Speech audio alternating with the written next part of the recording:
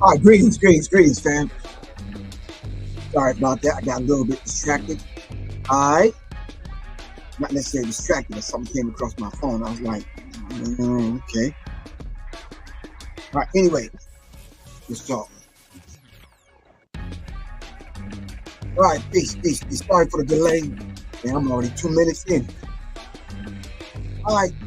Shout out to my man Kalaji. And of course, you already know it's Black Power Media Reloaded, and it's Professor Griff on the Monday edition. All right. But normally I come on Wednesdays at 12 o'clock, but we started 2 weeks ago coming on Monday, every Monday at 12 noon. So hopefully y'all can join us every Monday, every Wednesday, and every now and then I'll come on sporadic days like I came on Friday.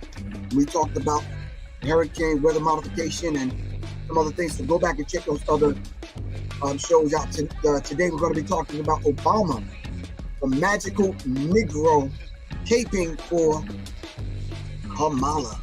I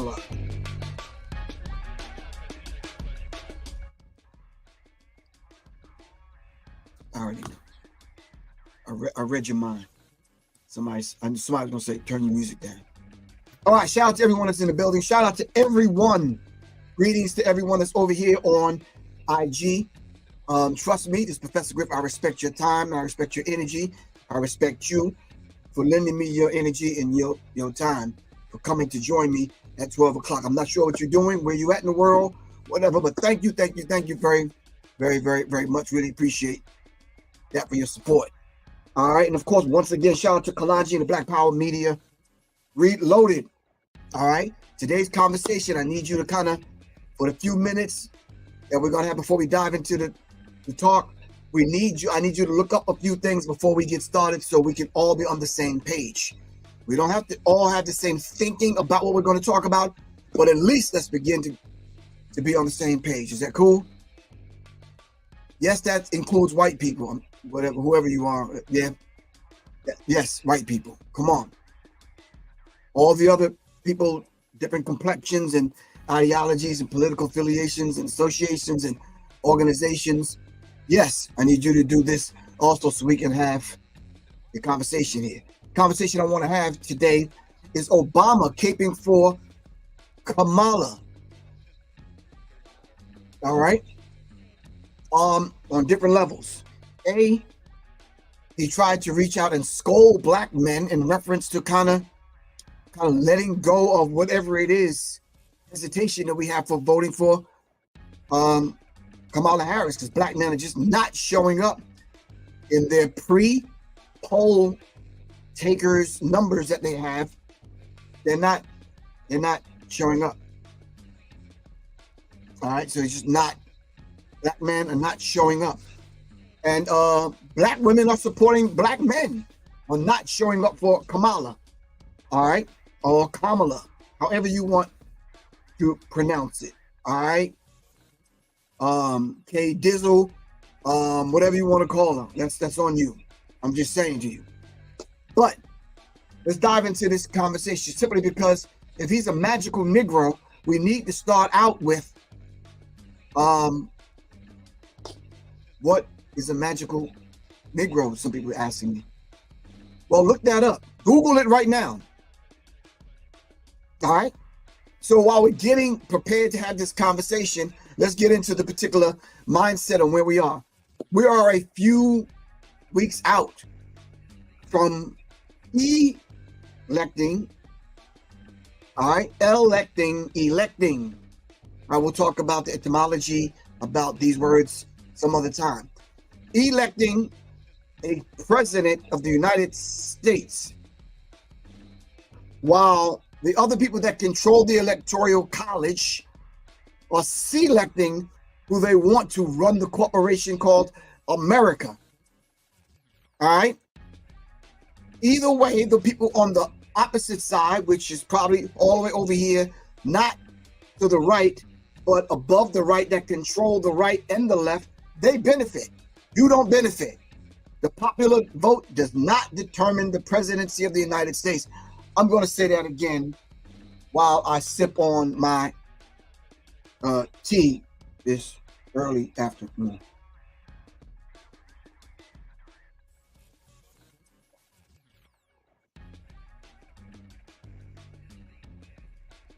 The popular vote does not determine the United States selection or election of the president of the United States. The popular vote does not determine the presidency. Study the Electoral College and the process of the Electoral College and what they mean to each and every state as far as delegates are concerned and how they influence the election, which to us, those that have knowledge of something we know, all those that know actually know, it's a selection. And they use the Electoral College as their trump card. So regardless of how many of y'all galvanize your energy and your vote and have rallies and placards and marching and all the things that you do to rah, rah, rah, rah, rah, Kamala, all right, they still hold the trump card, which is the Electoral College. If you don't understand what the Electoral College process is, understand what delegates are, understand what the Electoral College role is as far as the election is concerned. All right. All right. We got that as a base. All right. Now, let me see if I can kind of dive into this real stealth-like. All right, real quick. Let me see. I'm going to go to the very same thing that you know Professor Griff hates with a passion. And I want to go there because this is where the masses of the people's minds are, and I'm going there to get you. All right? I am not you. I'm going there to get them. Whoever those mystical, magical people out there that still go to Wikipedia, not Wikipedia, Wikipedia. All right, can we go to Wikipedia? Okay, cool. The Magical Negro. Follow me now. We're coming from this book, the new expanded edition. The new expanded edition of Toms, Coons, Mulattoes, Mammies, Bucks, the interpretive history of blacks in film, in American films. Donald Bogle. All right. Please, family, do me a favor, look this book up right now. Can everyone kind of look up this book real quick? Just real quick. I got you. Real quick. All right, got that? All right. The other book that I will be coming from is this book. All right, the American Directory of Certified Uncle Toms. All right, the American Directory of Certified Uncle Toms. Okay. But right now, we're at Wikipedia. And on Wikipedia, it says about the Magical Negro. The Magical Negro is a trope in American cinema, television, and literature. In the cinema of the United States, the Magical Negro is a supporting stock character. He's not the main character, but he's a stock character there to support the Magical Negro. So right now, please do me a favor, all right? Follow me. Stay focused. Think about the films that you like and the ones that you've watched and you witnessed the Magical Negro. I know you know some of those films. Come on, fam. Talk to me. What films did we witness the Magical Negro at work? Can I name one of them? Was it Bag of Ants? Was that Will Smith played a Magical Negro? Teaching one of these characters how to The Green Mile, there was a magical Negro. Yes, it was. What other movie? All right. Django, right? Wasn't there a magical Negro in Django?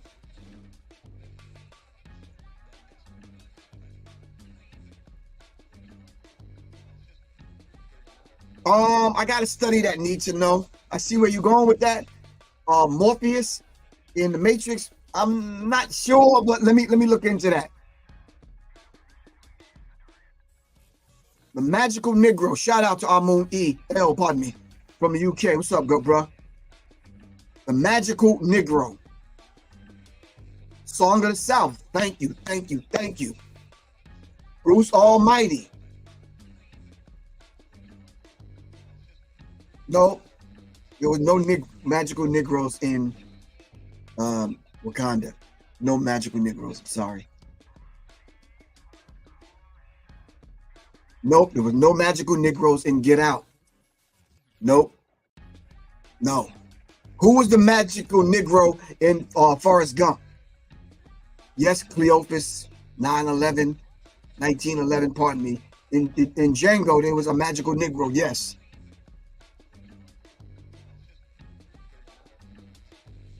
Who was the magical Negro in Raising Dion, in the Raising Dion movie?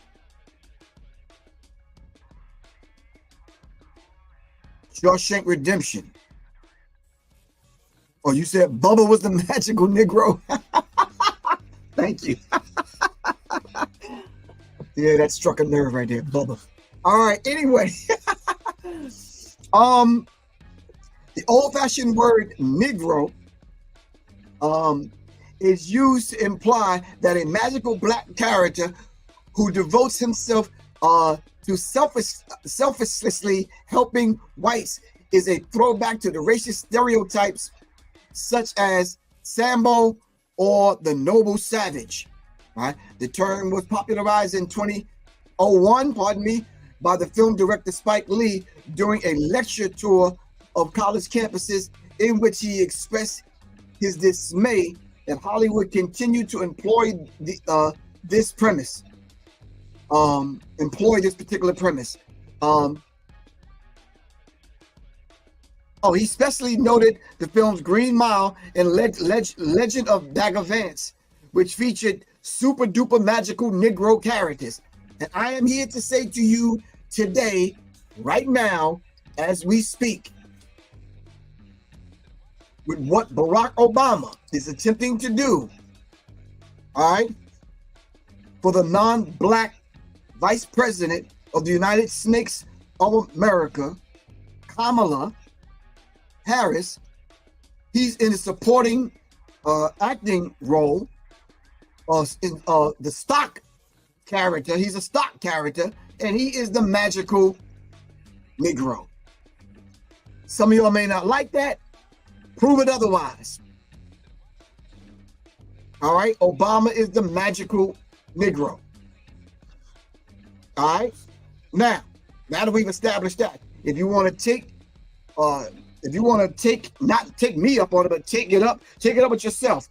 Study who the Toms, Coons, Mulattoes, Mammies, and Bucks are when you talk about the interpretive history of blacks in American film, and then this translates to real life. Who are these magical Negroes in real life? All right. Take it up with the American Director of Certified Uncle Toms. All right.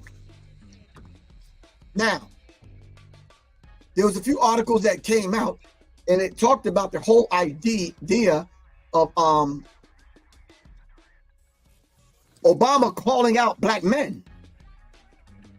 So let me see if I could kind of go back and see.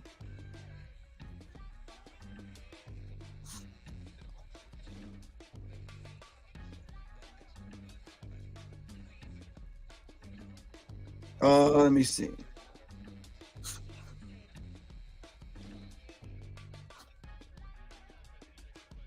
It says Obama call out to black men touches a nerve among Democrats. Okay. Is election year misogyny at play? Notice the psychological warfare that they're using on the people right now. They're trying to play on your empathy and your sympathy, brothers and sisters. Family, listen, they're trying to play on you. These people from the Associated Press and these other people, all right, they're writing these particular articles, knowing that you're not going to read them, piece them apart. Some of us will, and piece them apart to get you to understand exactly what they're trying to imply here. Obama's call out to black men touches a nerve among Democrats. Well, it touches a nerve with black men, period. Simply because we've lost respect for you, Barack Obama, the magical Negro. Because in the beginning, we watched you, how you were shunning Kamala Harris until them people came to visit you, and then you got on the Kamala Harris train, and you started promoting this madness, all right, because they needed you to bump up the numbers. Kamala Harris, I don't care what the news media script tell you to say, she's behind in the polls. All right, the energy that's at play there, as far as the politics are concerned, you already know politics is the science of governing people. And the energy and the frequency of the energy that's at play here right now is all behind Donald Trump. All right. So in order to bring those numbers up, what they're doing is they're pulling out, they're getting actors and actresses, they're getting entertainers to come stack the deck in order to kind of have us kind of vote for Kamala Harris or put that energy behind Kamala Harris, which is not going to happen. Black men push back, and black women supported the black men pushing back. All right. Shout out to my man Doc. What's up, Doc? What's good with you, bro? All right. Washington Associated Press. Barack Obama had frank words for black men who may be considering sitting out of the election. You do have an option, black man, and I'm here to tell you, you have other options. There is a third and fourth party vying for your vote, which actually will tip and balance and tip or balance the scale out. You don't have to vote for the Democrats or the Republicans. We have other options.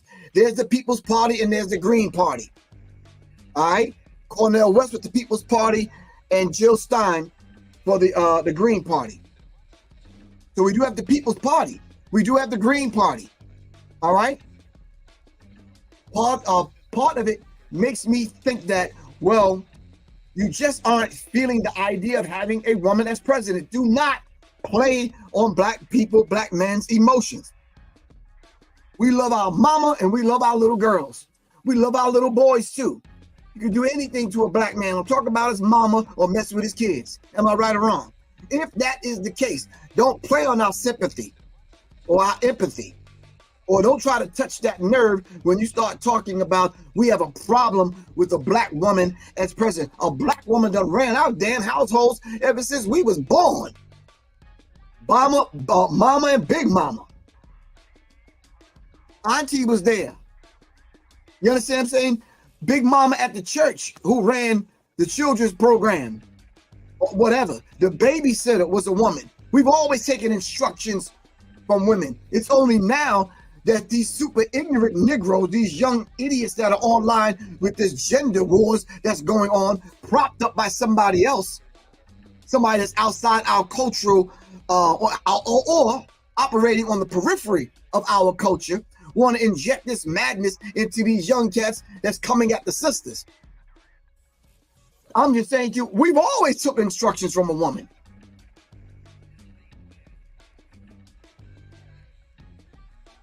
I'm gonna let that marinate for a minute. So we don't have an issue with a woman being the president of the United States of America. We understand what that is.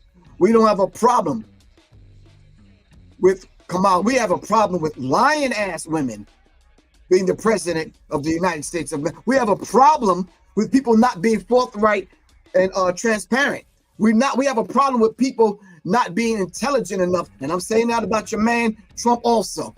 We have a problem with these particular things simply because it's a real dynamic that's going on here. That woman can't, like Trump or like Bush, can't complete a thought or a sentence to get us to understand any kind of policies that she's trying to put forth. How are we supposed to vote for her when we don't know where she's coming from, where she's going? And according to Candace Owens, where Kamala Harris has been. We don't understand these things. Where have you been? What's your track record? Where are you now? Talk to us so we can understand where you're going. So we don't have that kind of issue. All right? So now, America's first black president touched a nerve among Democrats worried about Vice President Kamala Harris' chances of becoming the second what? We didn't have a problem with Shirley Chisholm, a black woman, an intelligent black woman who ran for the presidency of the United States of America. We didn't have an issue with that. All right? Harris is counting on the black turnout in the battleground states such as Pennsylvania in her tight race with Republican Donald Trump, who has focused on energizing men of all races and tried to make inroads with black men in particular. Well, I'm gonna tell you, man, talking to black men and brothers in the street, and yeah, for some strange reason, ask me later on, not now, but I'm just saying to you, some strange reason they voting for Trump. I'm not. I don't trust a lying racist. I just don't. Like I don't trust Barack Obama. It don't have anything to do with the skin color. It has to do with your history, your mindset, what you actually telling me that you're going to do in reference to black men. All right. So I got to think of my son's son. I got to think of my daughter's son. Yeah. No. You're not getting my vote. You're not getting my energy. Nope. So black men are there when it comes to Barack Obama. Kamala Harris, send your people out to the black barbershops. Wait, don't do what Killer Mike did. All right, don't bring the white people to the barbershop. We're not doing that again. All right, Killer Mike, my phone number is 678-557-2919. Thank you. Don't do that.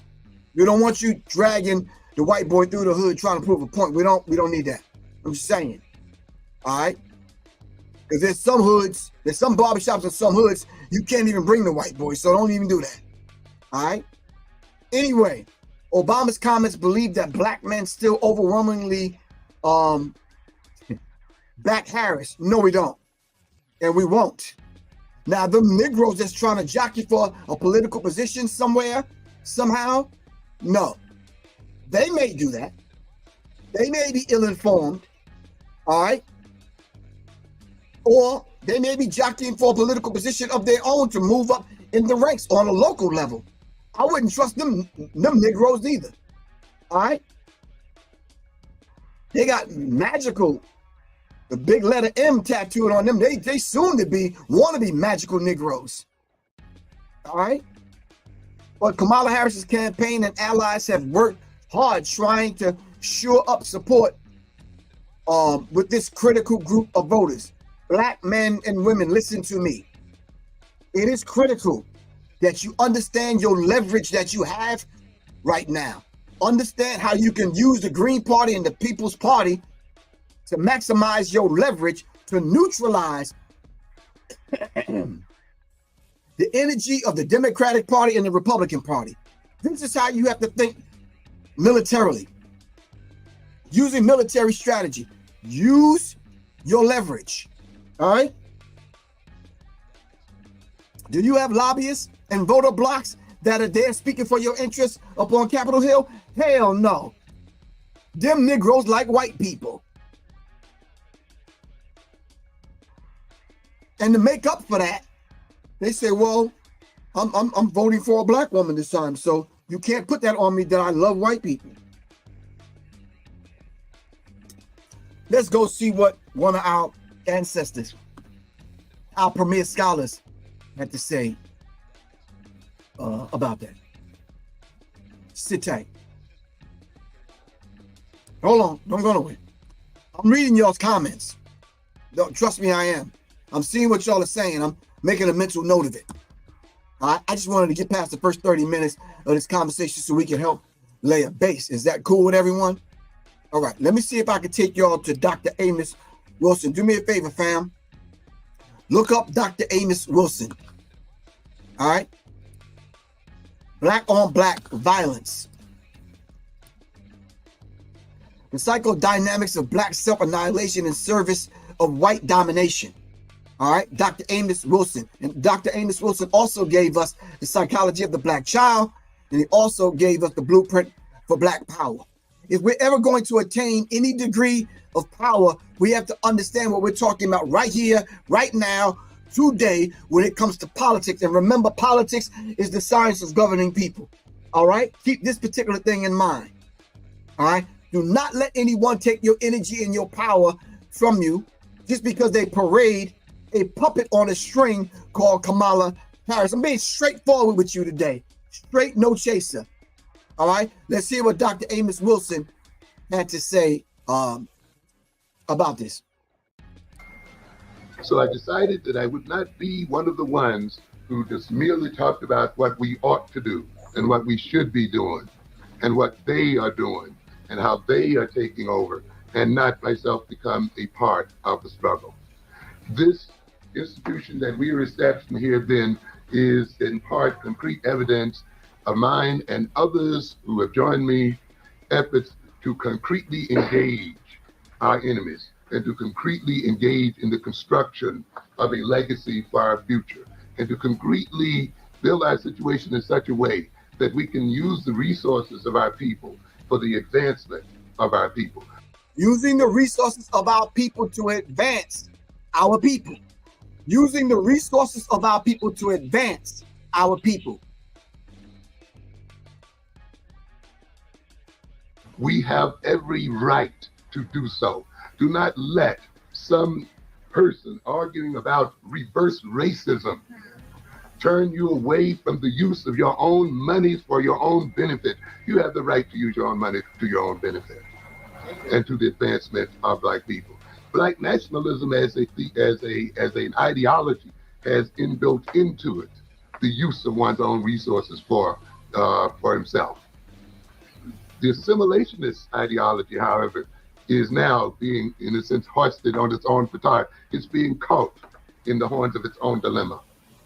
Thinking that the problem was merely that of racism, thinking that the problem was that of merely being accepted by another group of people, thinking that the problem was that of merely assimilating with other people, it failed then to concern itself with the economic, political development of Black people. And it finds itself then, that is the assimilationist establishment, impotent before the takeover of its community by alien forces, because it finds that if it argues against the takeover by those forces, it will find itself in a contradiction. How can it argue against racism and then argue in terms of race for maintaining its own economic interests? That is the point that I've been trying to make this whole time. It may be that you have to listen to this a few times in order to kind of dissect it and go into it and piece it apart. But I'm saying to you, they got us in a trick bag to the point where how could you argue racism now that a Black woman is running for the presidency of the United States of America? I didn't vote for Barack Obama when he ran the first time, nor the second time. I want to know what your agenda is. You get your black skin, talk to me about the agenda. We voted for Barack Obama overwhelmingly. Barack Obama got in. Now look at his track record. Look at his track record. You can't tell me that's a good track record. And then now he wants to come back and he wants to kind of talk to Black men like we're children. No, we're not doing that. We are grown and we've grew up politically and we understand what's going on the chessboard right now. We're no longer playing checkers. Well, the Black nationalists never quite had that dilemma to contend with. We have to argue in terms of ourselves and move in terms of ourselves as people. So we need your support here in terms of what we are trying to do. It is very important that we succeed here, not for me, not for any one of the individuals who has joined me in this endeavor, but for us as a people. The greatest political statement, one of the greatest political statements we can make here is that of succeeding. You can lecture for 2 hours on Saturdays and 4 hours on another day or whenever you want to. And you can do very erudite analyses of Eurocentric psychology and philosophy. And you can dig up the bones of Egyptians and do heavy work on that. But it does very little good when after you leave those lectures, you walk right out and see your major economic establishments controlled by other people. And you have to. Do you hear what he said? Unless we have people talking to us and lecturing like Ashra Kwesi and Mary Ra Kwesi, then we leave there with a set of instructions that we could take what those premier scholars have given us, like the lecture that I went to yesterday, put on by King Simon at the New Black Wall Street in Atlanta. Those two premier scholars put it down, and I was able to walk away, all right, with valuable, vital information, all right, to never be fooled again and to understand what they're doing with moving themselves forward by controlling our history. Listen, moving them forward, not the lecturers, but them other people forward in order to control our past. So I was able to get something out of the 4-hour lecture, being there 8 hours yesterday. I was able to get something from Dr. B. Serious. I was able to get something from Brother Rich. All right. I was able to get something from the various people that I sat down with to talk about, to speak to, from Red Pill and Blue Pill and Tassili. All right. I was able to get something having conversations with these individuals. All right. So it's a beautiful thing when we come together. But to let other people control our resources, essentials. I think it was Dr. B. Serious that talked about when the pandemic went down, the essentials became weed, chitlins, and some other stuff, toilet tissue, sanitary napkins.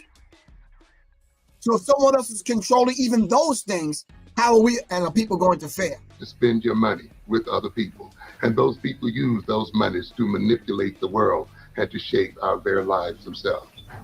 Our youth cannot believe in us in a deep sense. When we talk black, and yet when they walk down these streets, they do not see blacks in control of themselves. They do not see us using the 30 billion or more dollars we have available to us right here in the New York City area when we are not using that money to our own benefit. We come across as hypocritical and insincere and cynical when we talk and talk and talk and yet do nothing. And it is the concrete expression of what we are and who we are that is the most influential aspect of our relationship to our children and to other people. Not what we say, but what we do, what we really are, how we really behave. And it is this kind of thing that we are trying to accomplish here, to demonstrate in a concrete sort of way what we say and what we talk about when we are lecturing and we are talking here. So we need then your support here. We are here to destroy several myths, and we're working hard. We still face problems, and we still, of course, have to deal with the legacy of our existence here in this country, but we're working on them daily. We are trying to destroy the myth of the black business person as being inefficient, and therefore we are working on our efficiency. We're not perfect, not at all. And I will not impress you that we are. We are still having organizational problems and development, but we're moving toward it because we know where we want to go. And we want to establish then that the black business person is. All right, Amos Wilson is going into the whole idea of black business simply because at the end of the day, from what you're hearing in the barbershops, I'm not sure if they're having the conversation in the hair salons. I'm not in the hair salons, but I could give you the idea of what they're talking about in the barbershop. The idea of being able to survive for yourself and your family. There's a constant conversation. Surviving from paycheck to paycheck and able to put food on the table, gas in the car, keep the house either cool or some heat now that the winter is coming. All right, is a priority. If Kamala Harris is not going to do that, I don't think black people are going to galvanize their energy around supporting this woman.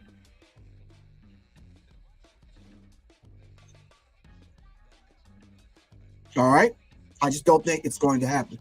So for the few minutes that we have left, let me turn to the comments and see what you have to say about this particular subject. Keep in mind that this subject is Obama, the magical Negro, caping for Kamala Harris.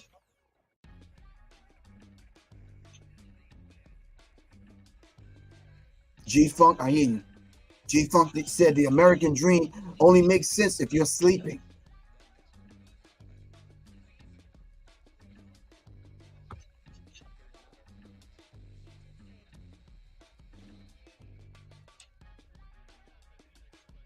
Thank you, Master Lee. Really appreciate you.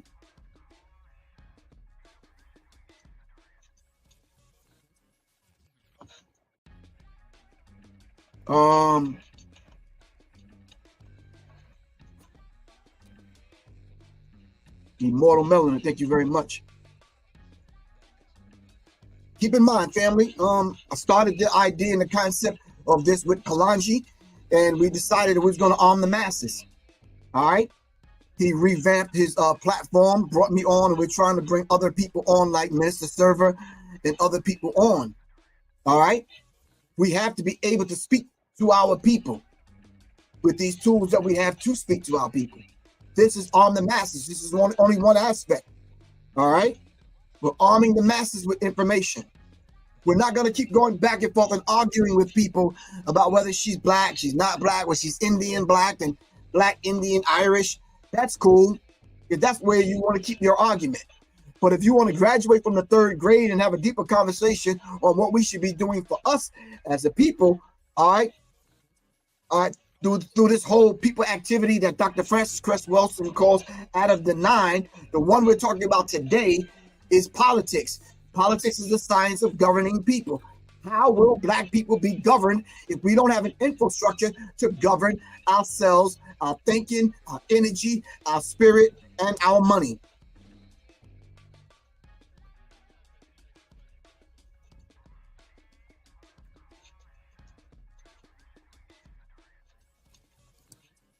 I'm waiting. I think the people, Freddie Harris, I think the people are waiting for the voting to produce something.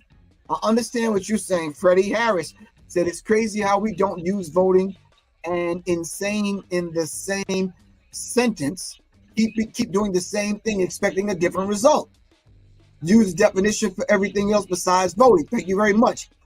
Freddie, I agree with you, but people are waiting for the voting thing to produce tangible results. Please answer this question for me, family. Give me something tangible that the voting process have ever yielded for black people as a whole. Not individuals, black people as a whole. What has voting done?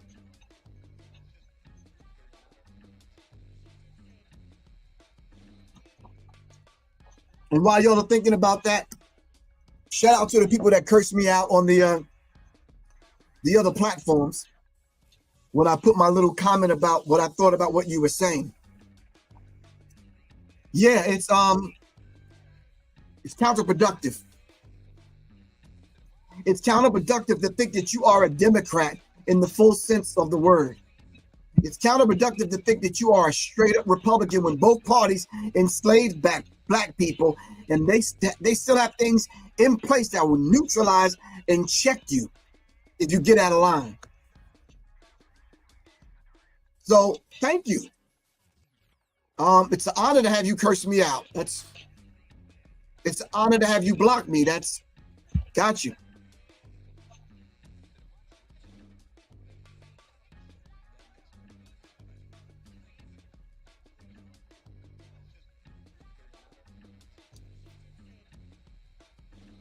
Rob P, which is RAP, Real African People. Thank you.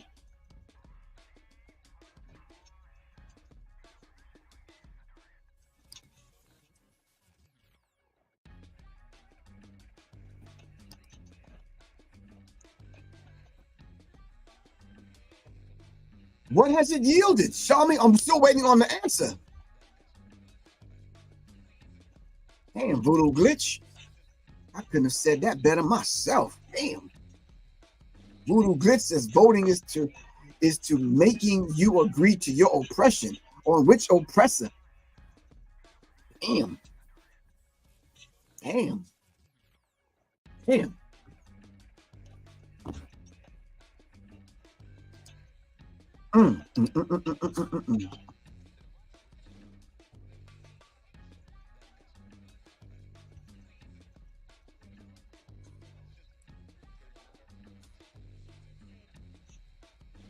We may consider ourselves raptivists, activists, black nationalist activists, whatever title you want to kind of bestow on yourself. It's cool. But I'm saying to you, these people consider themselves political activists, whether they're liberals or conservatives. And we need to bust that up. Yeah, hold on. No, hold on. Let me not go there. Conservative. Yeah, it just struck a nerve. Hold on, fam. Okay, hold on. Yeah. 1 second. Give me a second. The idea of conservative stuff. Hold on. Yeah.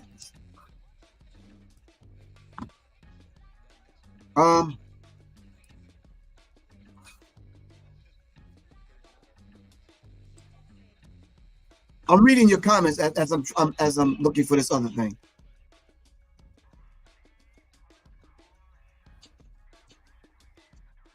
Ananda, thank you very much. Very well put.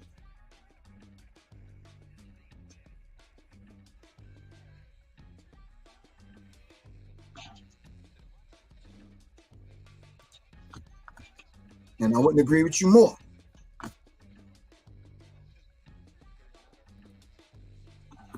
I think I found my Amos Wilson again. Go back to our now ancestor, Dr. Amos Wilson, and let's see what he had to say again.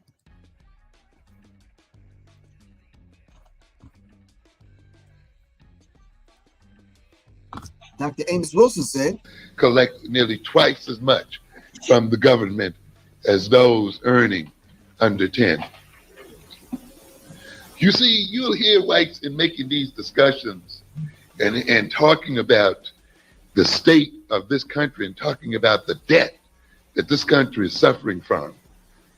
And you can hear them talk about the deficit and the threat that this deficit holds for the health of this nation. Mm-hmm. And I want to warn you that this nation is in a very precarious state of circumstances.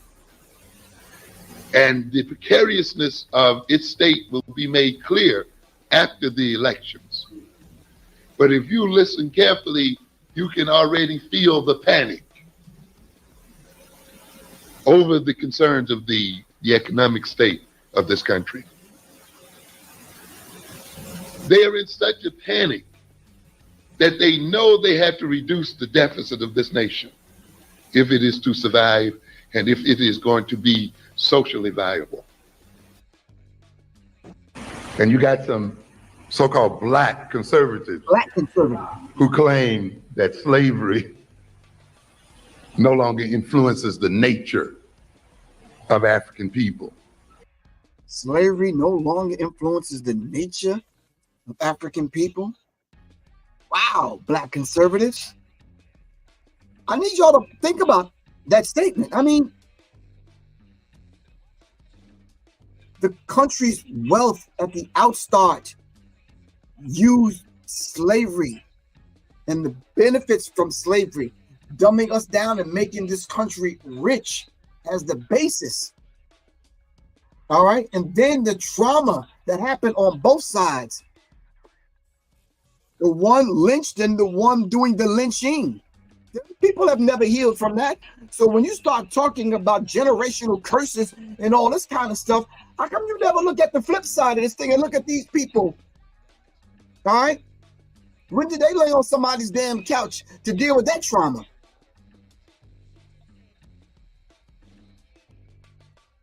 Amos Wilson asked this question. I wonder what those people have to conserve in the first place. Are they conserving power? They're conserving wealth? What does a black conservative conserve?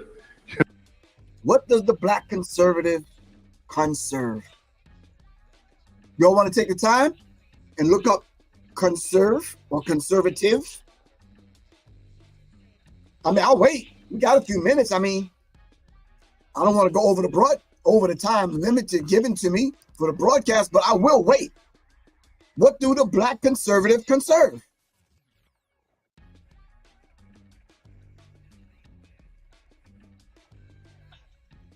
What does the black conservative conserve? Please answer this question for me.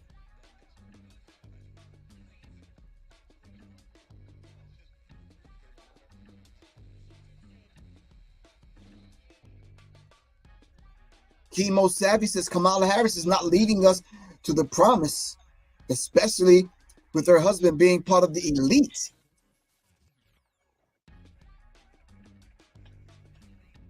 You're listening to Dr. Amos Wilson talk about liberals and conservatives. What does the black conservative conserve, family?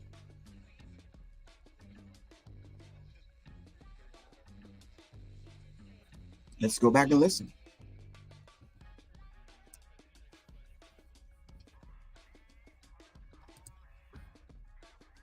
You know, you have to conserve something. And since they have very little, if anything, they must only be conserving the system that has created their poverty to begin with. Black conservatives are conserving the system that began their poverty, their state of mind, the condition that they're in today. You're right. They're conserving the status quo. They're conserving racism, white supremacy.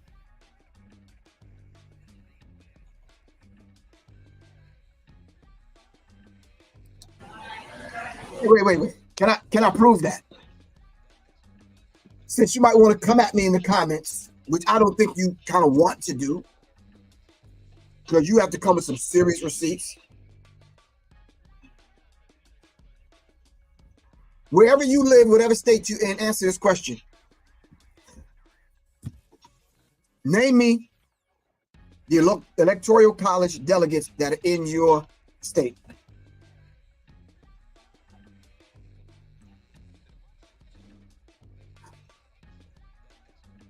I'm gonna leave that right there on the table.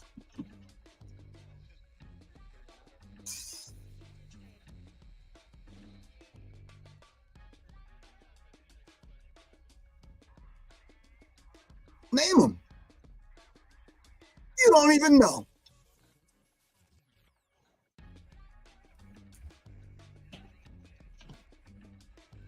And you see them ultimately justifying the poverty of African people and justifying the political and social and economic subordination of African people in the name of some kind of higher principles.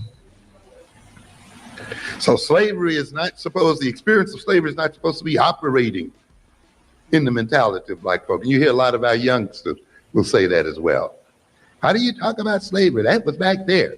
Or you know, whites talk about it. Well, you know, that was back there. We don't have anything to do with that anymore.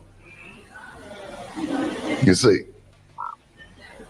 And it's an amazing situation because you have to remind them that you're still living off the interest of the wealth that your forefathers earned from slavery. They're living off the interest of their forefathers. What their forefathers earned during slavery. They're living off the interest. But we don't have anything to do with that. I can stop right here and say, I tell you what, let's list a list of inventions and patents that they've stolen from black people. And you tell me we had nothing to do with that back then. You're a fool, man. You're foolish in your thinking. So in a way, you're mimicking these magical Negroes and not even being a magical Negro. You mimicking them though. I heard some silly black women talk about, well, I'm just voting for her because she's black. Wow. Wow. Dr. Amos Wilson talks about in the psychology of self-hatred, he talks about the whole idea of those who control black people have set something in motion in black people that they, along with our cooperation and collaboration, have to invent characters to fit certain roles to play these things out. Because 2019, you didn't care nothing about voting for Kamala Harris for president. You're still enjoying the accumulated wealth that began with the enslavement of our people. That's right. And if you're going to enjoy the wealth that was generated by evil, then you must take the curse that comes along with it. That's right.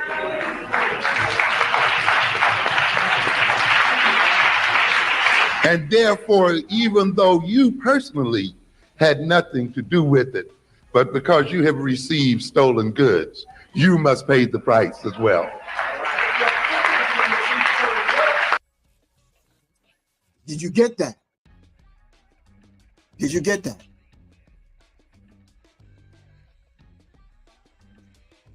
Family, I wouldn't do what I do if there was not a high degree of love for black people coming from your brother, Professor Griff. Of course, I understand I have a degree for the love for the human family. That's across the board, all right? But I understand what was done to us as a people, understand where we were, where we are, and where we need to get to. Kamala Harris and Barack Obama is not going to take us there, moving the way they move inside of this democratic party. Nor will the black men ripping and running around wearing MAGA hats. That's not gonna work, bro.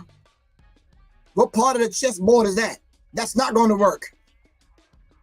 If we don't start thinking independently of the Democratic and the Republican Party, we're not going to move ourselves forward as a people. Plain and simple.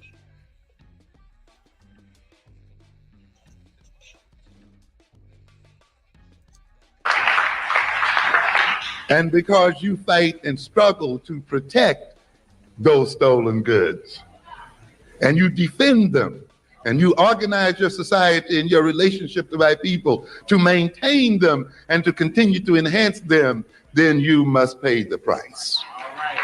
All right. Can I add on to that? Family, listen to me seriously.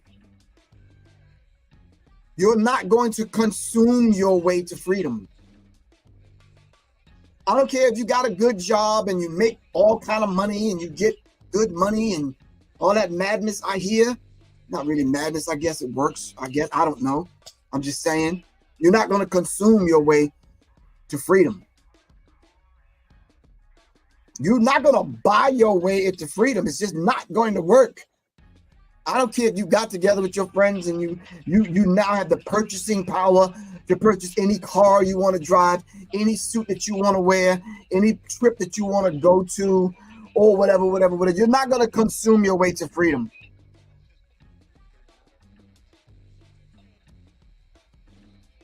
You're just not. That's why you live in terror. That's why you're stabbed in these streets. That's why you're going to suffer, no matter how good you are, no matter how liberal you are. Ladies and gentlemen, when we behave as adults, we must recognize that our behavior will be visited upon our children, and that our children pay for our misbehavior. As we say, an act does not end at the point of its occurrence. It continues to reverberate into the future and down across the generations. And that's why when you behave in a particular way, you have to think in terms of 7 generations from your behavior as to how what you're going to do is going to affect those generations later on. 7 generations. What you do now, what you think now, what you say right now will affect 7 generations down the line. Your children's children's children's children's children will be affected by what you say and do right now. And when you think in those terms, you'll change your thinking process. You'll change giving your energy and your support behind people that mean you no good. That mean you no good.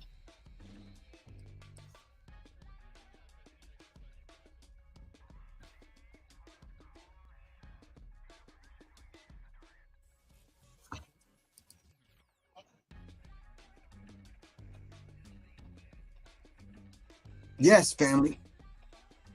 So for the few minutes that we have left,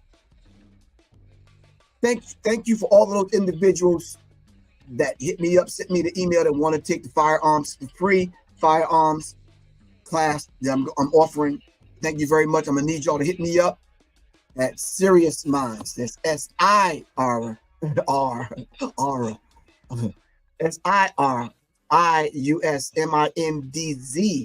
info@gmail. Thanks to Soleil for correcting me. The last time I was on here, she says, yeah, new people that don't know that you're on Sirius, SIRIUS Minds, may not know, so spell it out for them. All right, so I just spelled it out for you.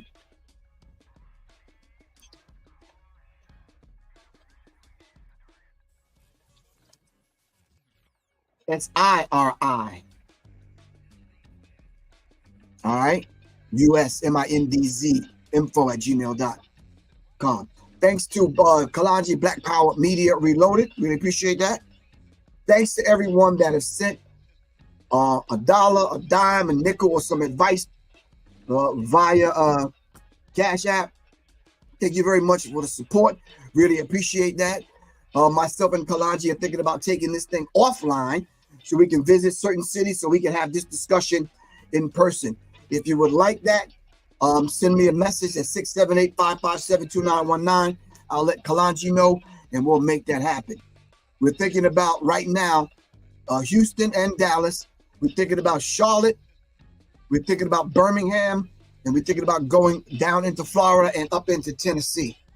All right? So we can have this conversation in person. All right? So fam, this weekend, make sure y'all come and show up at the event that myself and Dr. Wesley Muhammad are doing on the west end of Atlanta. Hold on, let me find the flyer. It's right here. The Weaponization of Hip Hop Part 5. Urban Cafe, YG Urban Cafe, and Arm the Masses presents Dr. Wesley Muhammad and Professor Griff. All right, Saturday, October 19th, 2 p.m. to 7 p.m. YG Urban Cafe, 640 Evans Street, Southwest Atlanta, Georgia. The Weaponization of Hip Hop Part 5. All right? All right, I'll see y'all on Saturday, but if you hang around, I'll see y'all on Wednesday. I'll be Black at it on Wednesday at 12 o'clock. Love y'all to life. This is Professor Griff, fam. And this is The Masses with your brother, Professor Griff. All right.